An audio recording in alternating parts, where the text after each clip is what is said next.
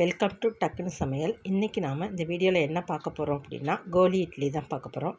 வாங்க வீடியோக்குள்ளே போகலாம். நம்ம எப்படி செய்கிறோம் அப்படிங்கிறத பாருங்கள். இதுக்கு தேவையான பொருள், நான் ஒரு 10 வரமிளகாய் எடுத்து வச்சுருக்கேன். அப்புறம் கடலப்பருப்பு எடுத்து வச்சுருக்கேன், உளுத்தம்பருப்பு எடுத்து வச்சுருக்கேன். இது எதுக்கு அப்படின்னா, இட்லி பொடி மாதிரி பண்ணுறதுக்கு தான் இது கடலப்பருப்பு, பெருங்காயம் எடுத்து வச்சுருக்கேன். நம்ம நார்மலாக இட்லி பொடி பண்ணுற மாதிரி பண்ணிடுங்க. அது எப்படி பண்ணுறதுன்னு பார்க்கலாம். ஃபஸ்ட்டு பேன் வச்சுட்டேன். அடுப்பில் 2 ஸ்பூன் எண்ணெய் விட்டுக்கிறேன். எண்ணெய் நல்லா கொஞ்சம் சூடாகட்டும். சூடானதும் அதுக்கு போட போகிற பொடிக்காக தான் நம்ம ரெடி பண்ணிகிட்ருக்கோம். இப்போது மிளகாய் வத்தல் போட்டுட்டேன். இட்லி பொடிக்கு வறுக்கிற மாதிரியே வருங்க. அடுத்தது உளுத்தம்பருப்பு நல்லா சவக்க வறுத்துக்கலாம். நம்ம இல்லை எங்கள் வீட்டில் ரெடிமேடாக இட்லி பொடி இருக்குது, நாங்கள் ஏற்கனவே பண்ணி வச்சுருக்கோம் அப்படின்னா அதையே கூட நம்ம போட்டுக்கலாம். இப்போ கடலப்பருப்பு போட்டுட்டேன். நல்லா எல்லாம் சேர்ந்து நல்லா வறுபடட்டும். இட்லி பொடிக்கு சில பேர் எள்ளு போட்டிருப்பாங்க, சில பேர் தேங்காய் போடுவாங்க, பூண்டு கூட சில பேர் வதக்கி போட்டுருவாங்க. எது எப்படி வேணாலும் உங்களுக்கு எந்த டேஸ்ட் பிடிக்குமோ அந்த டேஸ்ட்டில் அந்த பொடியை பண்ணிக்கோங்க. மேலே போடுற பொடியை நல்லா வறுத்தாச்சு. இதை நான் இப்போ மிக்சியில் போட்டுட்டேன். பெருங்காயத்தூள் போட்டுட்டேன். உப்பு போட்டுக்கணும். உப்பு போட்டுட்டு அந்த இட்லி பொடிக்கு தேவையான அளவுக்கு உப்பு போட்டிருக்கேன். இதை பொடி பண்ணி தனியாக வச்சுருவோம். நம்ம இதை அப்படியே பொடி பண்ணி தனியாக எடுத்துக்கு வந்து இங்கே வச்சுட்டேன். இப்போது ஒரு பாத்திரத்தில் தண்ணி வச்சுருக்கேன். இது எதுக்கு அப்படின்னா, இந்த மாவு கலர்றதுக்காக, கோலி உருண்டை பண்ணுறதுக்கு ஒரு மாவு தயார் பண்ணணும். அந்த மாவுக்காக கொஞ்சம் நல்லெண்ணெய் விட்டுக்கோங்க, 1 ஸ்பூன் போல். நல்லாவே தண்ணி கொதிக்க வச்சுருங்க. உப்பு போட்டுக்கோங்க, மாவுக்கு தேவையான அளவுக்கு உப்பு. ஏற்கனவே நம்ம அங்கே மிளகாய் பொடியில் வேறு, இட்லி பொடியில் வேறு உப்பு போட்டு தான் பொடி பண்ணியிருக்கோம். தேவையான அளவுக்கு உப்பு போட்டுக்கோங்க. அப்புறம் அதுலேயும் உப்பு அதிகமாக போட்டு இதுவும் உப்பு அதிகமாக போட்டிங்கன்னா கரிச்சு போயிடும். இப்போ நான் வந்து 1 கப்பு ஃபுல்லாக மாவு எடுத்து இருக்கேன், அதுக்கு கொட்டி வச்சுருக்கேன். இது இடியாப்ப மாவு சொல்லுவீங்கள்ல கடையில், அந்த இடியாப்ப மாவு தான். கொழக்கட்டை பண்ணுவாங்க இல்லையா, அந்த மாவை நம்ம யூஸ் பண்ணிக்கலாம். மாவு அப்படியே இருக்கட்டும். இப்போ நான் அங்கே கொதிக்க வச்சுருந்த தண்ணியை நல்லா கொதிச்சிட்டு இருந்துச்சு. அதை இதில் கொஞ்சம் கொஞ்சமாக நான் சேர்க்குறேன். நான் நிறையா தான் தண்ணி வச்சுருக்கேன், வேணுங்கிற அளவு தான் சேர்க்க போகிறேன். ஒரே தரியாக ஊற்றி கிளறிடாதீங்க, கொஞ்சம் கொஞ்சமாக ஊற்றி நல்லா கிளறிட்டே இருங்க. நிறையா தண்ணியாக ஊற்றினீங்கன்னா சொதன்னு போயிடும். சில சமயத்தில் அளவு தெரியாமல் ஆயிரும். கரெக்டாக ஊற்றிக்கங்க.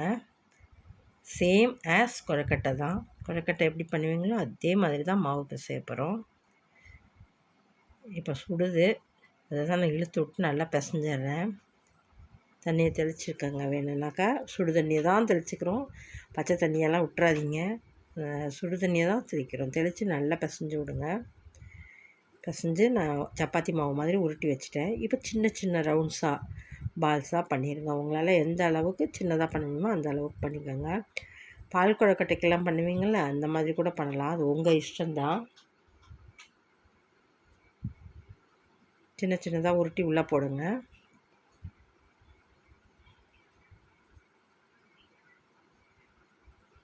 இருக்கிற எல்லா மாவையுமே நாங்கள் உருட்டிடுவோம். உருட்டி வச்சுட்டு என்ன பண்ணதுன்னு பார்க்கலாம். மாவு தான் உருட்டிகிட்ருக்கேன். உருட்டி எடுத்த மாவெல்லாம் ஒரு பிளேட்டில் வச்சுக்கிறோம். இது என்ன பண்ணுறோம் அப்படின்னா, இட்லி பானையில் இட்லியை வைக்கிறதுக்கு தண்ணி வைப்பீங்கள்ல, அதே மாதிரி தண்ணி வச்சுட்டு வேக வைக்க போகிறோம். அவ்வளோதான். இதான் சின்ன சின்னதாக நான் உருட்டின பால்ஸு. இந்த பால்ஸை நம்ம இப்போ இட்லி பாத்திரத்துக்கு ட்ரான்ஸ்ஃபர் பண்ணிவிடுவோம். நான் இழுப்பச்சட்டியில் தண்ணி ஊற்றி வச்சுட்டேன். தண்ணி நல்லா ஹீட் ஆகட்டும். இதுக்கு இட்லி துணி போட்டு வச்சாச்சு. இப்போது ஒவ்வொன்றுலேயும் அந்த பால்ஸை ரொப்பிடுவோம். எல்லாத்துலேயும் ரொப்பிடுங்க பால்ஸை. இது எப்படியும் ஒரு 8லேருந்து 10 நிமிஷம் ஆகும் வேகிறதுக்கு. இட்லி மாதிரி தான். நல்லா வெந்ததும் எடுத்து நம்ம மாற்றிக்கலாம்.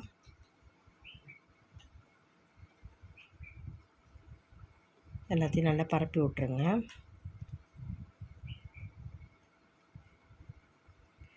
இதை அப்படியே வேக வச்சுருவோம் மூடி போட்டு. அது வெந்துட்டுருக்கட்டும். இப்போ நம்ம வந்து அதுக்கு அடுத்தது அந்த வெந்ததெல்லாம் தனியாக எடுத்துகிட்டு இப்போ நம்ம அடுத்து ஃப்ரை பண்ண போகிறோம். அதை திருப்பியும் இலுப்பச்சட்டி அடுப்பில் வச்சுருங்க. வச்சுட்டு நல்லா 2 ஸ்பூன் எண்ணெய் விட்டுருங்க. இது நல்லெண்ணெயில் பண்ணிங்கன்னா டேஸ்ட்டாக இருக்கும். கடுகு போட்டேன். கடுகு நல்லா வெடிக்கட்டும். 2 வரமிளகா போட்டிருக்கேன். உங்களுக்கு வேணும்னா போடுங்க, வேண்டாம் எனக்கு இட்லி பொடியில் இருக்கிற காரமே போதும்னா விட்டுருங்க. கொஞ்சோண்டு பெருங்காயம் போட்டிருக்கேன்.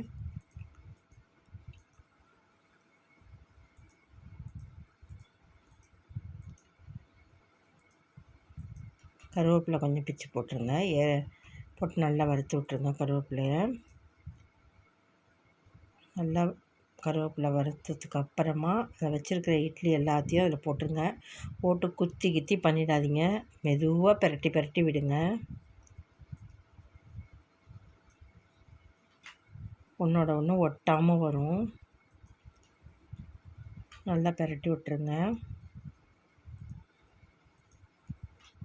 இப்போ அந்த இட்லி பொடியை வச்சுருந்தோம் இல்லையா, பொடி பண்ணது, அது எல்லாத்தையும் கொட்டியாச்சு. இன்னொரு பிளேட்டில் நான் அரை மூடி தேங்காய் திருகி வச்சுருந்தேன். அந்த தேங்காய் திருகலையும் அதில் கொட்டிட்டேன்.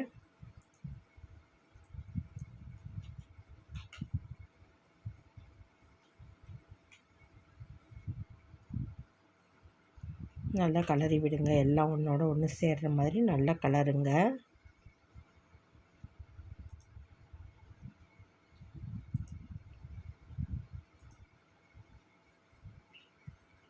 நல்லா கலர்னாக்கா இப்படி சேர்ந்து வந்துடும் எல்லாமே. அடுப்பில் வச்சே கலருங்க. ஒன்றோட ஒன்று பிரிகிற வரைக்கும் கலரி விடுங்க. நம்மளோட கோலி இட்லி ரெடி. தேங்க்ஸ் ஃபார் வாட்சிங் டக்குனு சமையல்.